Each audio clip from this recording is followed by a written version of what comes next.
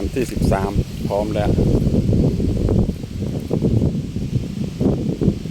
พร้อมออกเดินทางแล้วขึ้นเรียบร้อยขึ้นแล้วมื้อนี้พักแดดแห้งลมก็แห้งพร้อมปล่อยปลูกไม้ปีนี้กำลังสิ